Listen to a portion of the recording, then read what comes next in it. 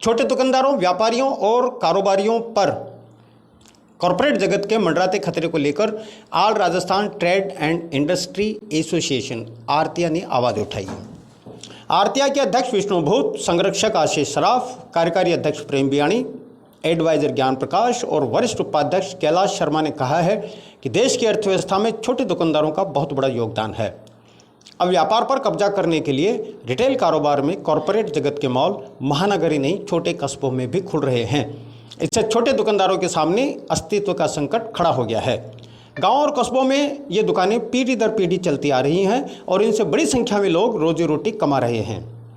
Corporate जगत के retail व्यवसाय में आ जाने से करोड़ों लोगों के बेरोजगार होने की आशंका खड़ी हो गई है। टीम आरतिया ने मांग की है कि सरकार एक नीति लाकर छोटे दुकानदारों को बचाने का काम करें।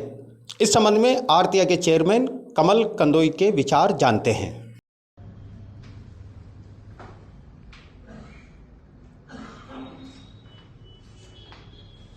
ये छोटे कारोबारियों के बारे में भी जो आपकी रिपोर्ट आई है उस पर बताएं।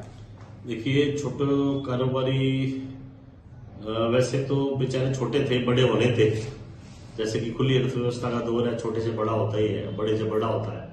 लेकिन अभी जो भारत की खुली अर्थव्यवस्था है, जिसपे सरकार का ये दायित्व था कि छोटे कारोबारियों को प्रोटेक्शन दिया जाए, क्योंकि संगठित क्षेत्र बहुत बड़े पैमाने पे, बहुत बड़े वे में और छोटी छोटी जगह पे भी आ चुका है। और हर सेक्टर में, मतलब कौन सा ऐसा सेक्टर है, फूड का सेक्टर ले लो आप, जिसमें छोटा ही व्यापारी था, वो छोटा ही उद्यमी था, उसके अंदर सारा ऑर्गेनाइज सेक्टर आ चुका है। तो डेफिनेटली अपने को ये देखना पड़ेगा कि छोटे व्यापारी का क्या होगा। इतने परेशानी में है छोटे व्यापारी, और ये भारत की अर्थव्यवस्था का आधार है।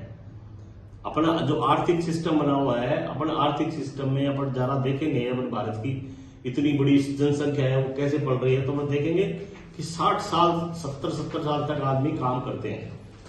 20-25 साल के लड़के एक ही दुकान है उनकी, एक ही दुकान में बैठे हैं, उनका बेटा भी उसी में बैठ रहा है, वो भी बैठे हुए हैं, अपना परिवार भी उससे चला रहे हैं, अपनी बेटी की शादी भी उससे कर रहे हैं, अपने बेटे की शादी भी उससे कर रहे हैं।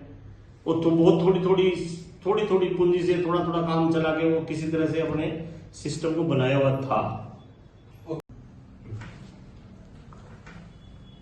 मेरा ये मानना है, और ये डिमांड आज की नहीं है, बहुत टाइम से 15-20 साल से चल रही है। जैसे जैसे पहले एमएनसी आई थी तब भी ये इशू उठा था, और तब भी प्रॉब्लम हुई थी। तब हर सरकार ने ये प्रॉमिस किया था कि नहीं, असंगठित क्षेत्र को, कमजोर वर्गों को, कमजोर उद्यमियों को, कमजोर व्यापारियों को ध्यान रखा जाएगा।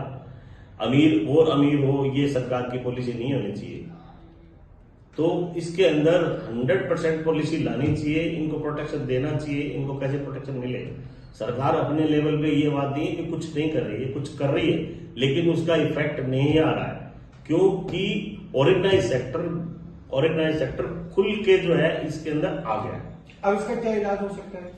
इसके लिए सरकार को पॉलिसी बनानी पड़ेगी कि किस तरह से छोटे व्यापारियों को बचाया जाए। इनके मान लो पूरे जैसे इनको पूरा मार्केट है, फुटकर मार्केट, ये फुटकर मार्केट छोटे व्यापारियों के लिए रिजर्व कर दिया गया है।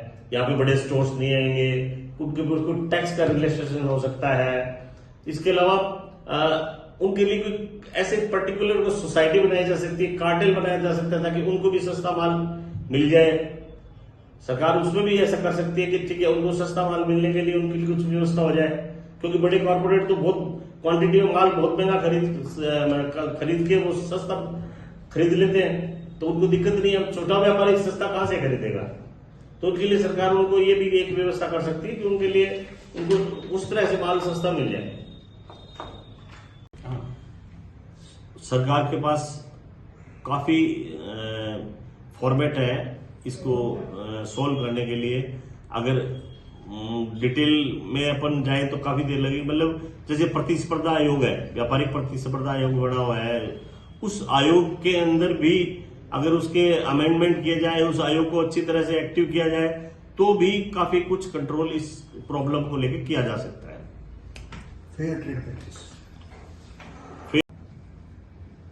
फेयर ट्रेड प्रैक्टिस को लागू किया जाए। अनहेल्दी जो बिजनेस हो रहा है, जो ट्रेड प्रैक्टिस हो रही है उसको तुरंत प्रभाव से रोका जाए।